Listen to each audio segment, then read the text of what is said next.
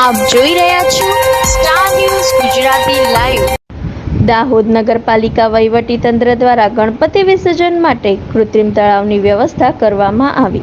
10 દિવસના આતિથ્ય માણ્યા બાદ આજે ગણપતિ વિસર્જનનો સમય આવી ગયો છે, ત્યારે દાહોદ નગરપાલિકા વહીવટીતંત્ર દ્વારા ગોધરા રોડ તરફ આવેલા ભીલવાડા જતા રસ્તા પર કૃત્રિમ તળાવની વ્યવસ્થા કરવામાં આવી છે, જેમાં 2 ક્રેન, 2 તરાપા, 50 સ્થાનિક તરવૈયાઓ તેમજ નગરપાલિકાની ટીમ, ફાયર વિભાગની ટીમ વગેરે વ્યવસ્થા કરવામાં આવી છે। કોઈ અનિચ્છનીય બનાવ ન બને તે માટે ખાસ ધ્યાન રાખવા માટે અને વિસર્જન કરતી વખતે નગરપાલિકા તેમજ સ્થાનિક તરવૈયાઓને સાથ સહકાર આપવા માટે વિનંતી કરવામાં આવી છે। Reporter Shailesh Kumar Rathod, star news Gujarati live, Dahod.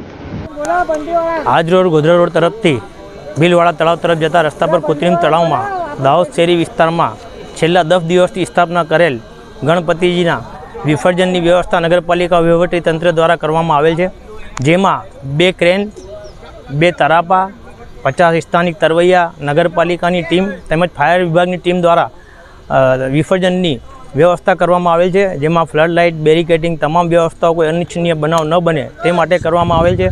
આપના ચેનલના માધ્યમથી હું તમામ ગણેશ ભક્તોને પણ એક અપીલ કરવા માગું છું કે વિસર્જન કરતી વખતે નગરપાલિકાના તેમજ સ્થાનિક તરવૈયાઓને સાથ સહકાર આપવા વિનંતી છે, જેથી કરીને બાપાનું વિસર્જન નિર્વિઘ્ન રૂપે પૂર્ણ થાય તેવી તમામ નગરજનોને અમારા તરફથી પણ એક અપીલ કરવામાં આવે છે।